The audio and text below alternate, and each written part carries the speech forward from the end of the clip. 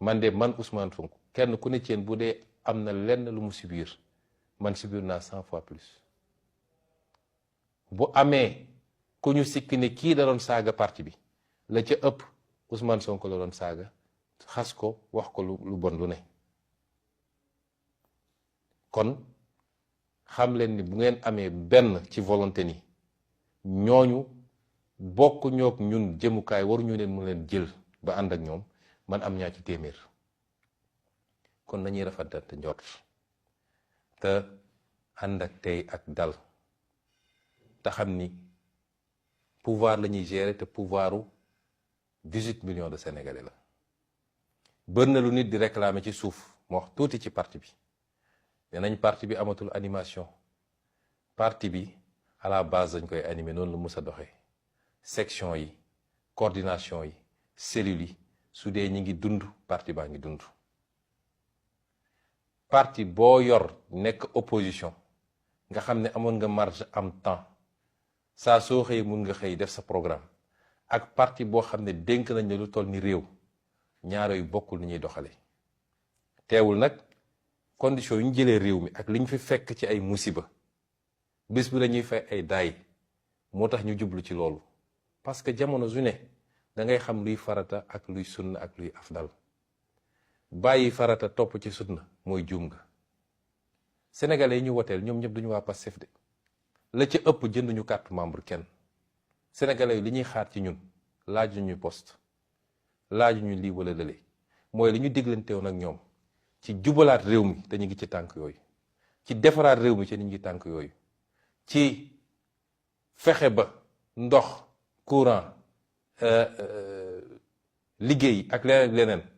nu ñuy gën a demee weer après weer at après at dundu gi loolu yëpp ñu gérer ko loolu la sénégalais yi di xaar ci ñun. tey bu militant Pastef yëpp kontaanoon te sénégalais yi kontaanuñu xam leen ni 50 ans yi ngeen di wax 5 ans yi sax boo moytul du jeex. kon bu ñu fàtte lan moo ñu fal askan nañu fal di xaar ay résultats ñun ci loolu la ñu nekk dañuy xëy suba ba xaaju guddi ci loolu la ñuy liggéey te incha rabbi résultats yi dañ ko am ba mu mat sëkk. ñu nga ceef jamono redressement parce que dafa am lu ñu fi fekk lu doy waar lu weesu doy waar sax lañ fi fekk bis bu ne ñu ne ci loola. moo tax jot biñ daan am pour tout le temps yenn liggéey yi ñuy def ak militants yi wàññeeku plus nag ñuy liggéey ba gën a sëkk kàmb gi ñu fi fekk ba stabiliser parce que foofu la ñu toll dépassé nañu phase conquête du pouvoir ñu ngi ci phase stabilisation du pouvoir élection législative yi lenn la ci woon pour jox ñu levier bu ñu mën a gouverner dëgg-dëgg avec assemblée nationale mais liggéey bi mi ngi doog a tàmbali système bi mi ngi fépp les grandes réformes ci la ñu war a jóge administration boo munti jël nag le système est encore là te du rek li fës ci poste yi gën a kawe waaye ba ci façon de travailler ak ni ñuy gisee liggéey bu dul jeex la dañuy attaquer combat yooyu suñu modèle économique bi ñu fekk nga xam ne baaxul ñu war koo inverser les questions de souveraineté les questions liées à nos ressources naturelles mbokk yi liggéey bi kenn xamul nu mu toll foog ngeen ni loolu war nañ ko fee ba nekk tout le temps suba ngoon ci opération politique déedéet sénégalais xaare wuñu foofu kon ñun ñëpp nañoo delloo si suñu bopp ci projet bi delloo si suñu bopp li taxoon ñuy ànd te ànd ak tey ak dal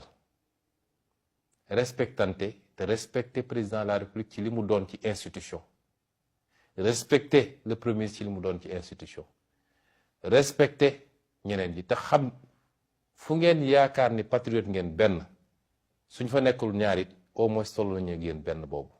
kon nañuy rafetante njort ma leen di gërëm di leen sant wax leen nag ni ci fan yi dina bëri yu ñuy lancé ànd ak liggéeyu état boole kook parti politique bi dinañu lancé